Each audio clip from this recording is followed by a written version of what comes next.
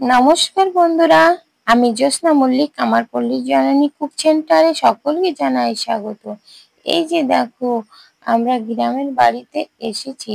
এসে কি কাজগুলো না করি, সেই কাজগুলো একটু শেয়ার করছি। এই গ্রামে এসে একের পর এক কাজ করতে হয়। আমার বাড়িতে কিন্তু আর কোনো লোক নেই। আমরা 4 জন লোক, তা তো আমরা বাড়ি থাকিনি। আমরা যে ওর কাজের সূত্রে ওর বাবা যেখানে স্কুল, এই স্কুলের পাশেই তো আমরা থাকি। বাড়িতে এসে সবকিছু পরিষ্কার পরিচ্ছন্ন করে এই যে ভাত রান্না হয়ে গেল। ঘরের উনুনে রান্না করা যায়নি, ফেলানো রয়েছে, এজন্য জাল জ্বলে না ভালো। তাই বাইরে ইট পাতায় আমি রান্না করে নিচ্ছি। আর এখানে দেখো উচ্ছে ভাজি হচ্ছে। আর দেখো টাটকা কলমি শাক নিয়ে এসেছি তুলে। এই শাকগুলো দেখলে না খুব তুলতে ইচ্ছা করে। গ্রামে এসে বেশিরভাগই সময় শাক সবজি খাওয়া হয়। যে শাকগুলো কুচিয়ে নিচ্ছি, তাই ভাবলাম যে কি কি কাজ করি সেই কাজগুলো একটু বন্ধুদের সাথে শেয়ার করি। তাই ভিডিওটা স্কিপ না করে ভিডিওটা প্রথম থেকে শেষ পর্যন্ত দেখো, ভালো লাগবে। আমাদের কিছু ধান পাওয়া গেছে ভাগের ভাগ জমিতে। অল্প জমিতে ধান হয়েছে, সেই ধানটা আমি সিদ্ধ করে নেব। প্রথমে এই যে ধানগুলো আমি বেরেলে সাজিয়ে নিয়ে ধানগুলো ভাপিয়ে নিতে হবে। এই যে জালও ধরায় দিয়েছি।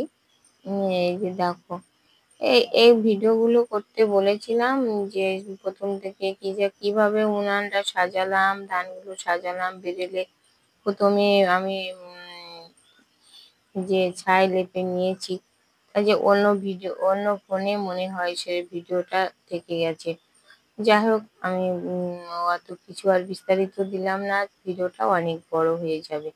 এই যে দেখো, এই যে আমি যে সিদ্ধ করব, এই পাতাগুলো আমার বাইরে থেকে আনা লাগে না, কিন্তু এই যেখানে বসে সিদ্ধ করছি এর উপরে এই যে দেখো মেহগনি গাছ।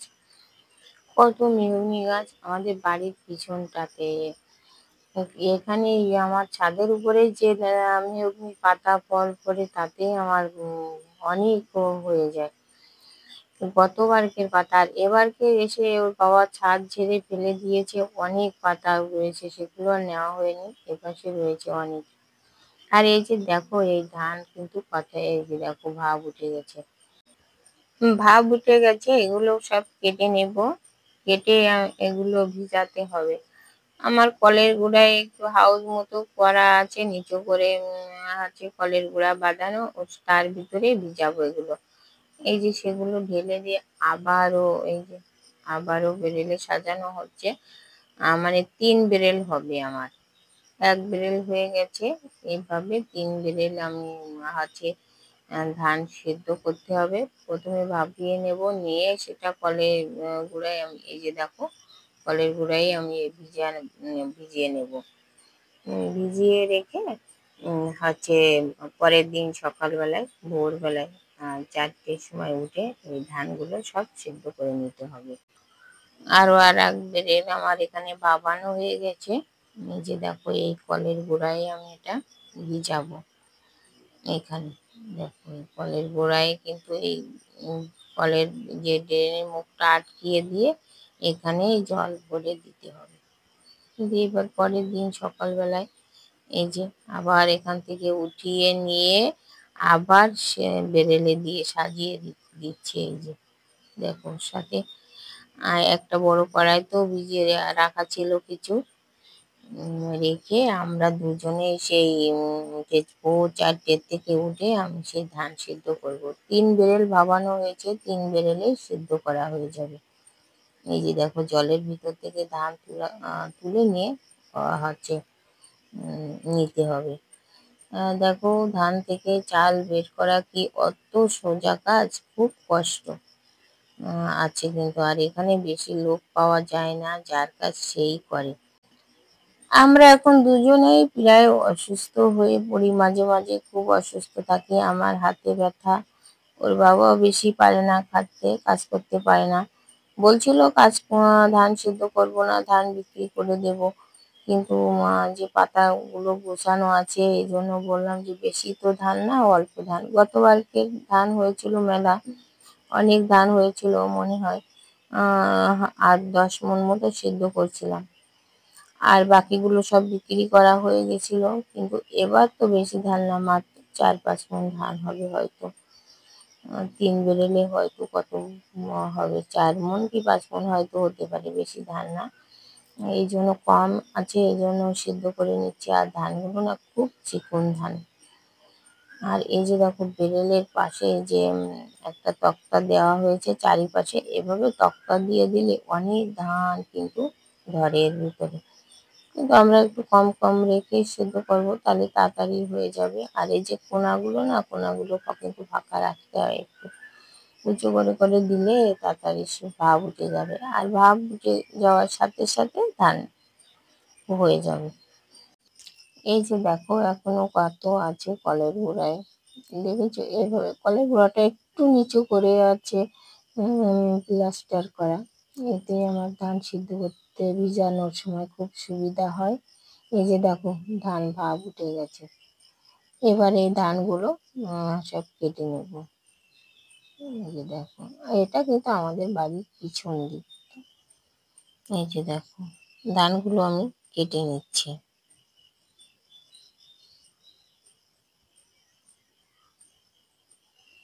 ধানগুলো ভাপ উঠে গেছে, এগুলো কেটে নিচ্ছি।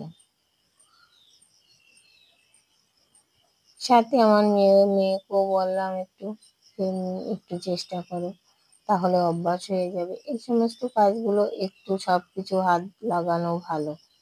আমার যখন বিয়ে হয়নি তখনও কিন্তু আমি মার সাথে এইসব কাজগুলো করতাম, যেহেতু আমরা গ্রামের মানুষ না, সব কিছুই পারি। যেমন শহরে থাকতেও পারি, গ্রামের কাজও করতে পারি। এই যে আবার এদিকে দেখো টাটকা টাটকা কচু শাক তুলে নিয়ে এসেছি। সেই কচু শাক রান্না হবে, কচুরলতি ভাজি হবে। ধানগুলো সব সেদ্ধ হয়ে গেছে।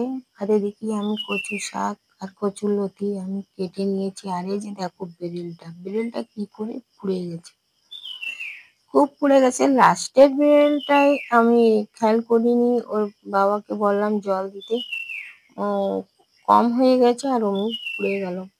যাই হোক ধান বেশি পুড়তে পারিনি, অল্প একটু তাপ লেগেছে, অথচ বেলটা পুড়ে গেছে। এখন নাড়ার পালা। সেই ধানগুলো সব ছাদে বয়ে আনা হয়েছে। এই যে পা দিয়ে দিচ্ছে ধানে। আমরা 4জনই কিন্তু ধানের কাজ যখন করি, আমরা 4জনই করি, তা না হলে কিন্তু সম্ভব না, একা তো সম্ভব না। আর এই যে দেখো আমাদের বাড়ির চারপাশটা কত সুন্দর। এই যে মনিও একটু পা দিয়ে দেখছে।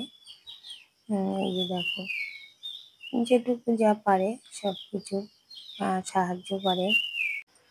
আমার রান্না বান্না কাজকর্ম শেষ করে তবে তুমি আসবো বলে ছাদে ধানের কাজে এবার আমি চারিদিকটা একটু গোটো করে দিয়ে এসেছিলাম।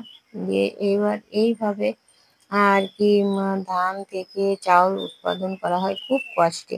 আর কষ্টে করে তৈরি করলে না, সেটা না খুব ভালো লাগে যে না নিজে হাতে তৈরি করেছি। এবার ভালো করে শুকিয়ে গেলে এই ধান মাড়াই করলে তবেই চাল হবে। ধানটা যখন শুকিয়ে যায় তখন বোঝা যায় যে হালকা হয়ে গেছে এবং পা দিলে ঝনঝন তো শব্দ হয়, তখন বোঝা হয়ে যাবে। আর যে রোদ্দুর পড়ছে এক রোদে শুকিয়ে যাবে। আজকের দিন সারাদিন এই রোদ্দুর দিয়ে এইভাবে ঘন্টায় ঘন্টায় এইভাবে পা দিতে হবে, তা না হলে কিন্তু আবার এক পিঠ হয়ে যায়, অন্য পিঠ তখন হয় না। তাহলে কিন্তু চাল ভেঙে যাওয়ার সম্ভাবনা থাকে। আর ওই যে দেখো পাশে এক মহিলা, সে ছাতা মাথায় দিয়ে ধান নাড়ছে। দেখো ওরা নিচেই নেড়েছে আর আমরা নেড়েছি উপরে। এই ছিল আজকে আমার ভিডিও। আছে গ্রামের যে কি কষ্ট, কিভাবে ধান থেকে চাল উৎপাদন করে। এই ভিডিওটা কেমন লেগেছে, ভালো লাগলে একটা লাইক করে দিও। আর নতুন বন্ধুরা আমার চ্যানেলটাকে সাবস্ক্রাইব করে পাশে থাকা বেল আইকনটিতে ক্লিক করে রেখো, তাহলে পরবর্তী ভিডিও আপলোড হলে নোটিফিকেশন অতি সহজে পৌঁছে যাবে। আর দেখা হবে অন্য কোনো ভিডিওতে। ততক্ষণে ভালো থেকো, সুস্থ থেকো। নমস্কার বন্ধুরা।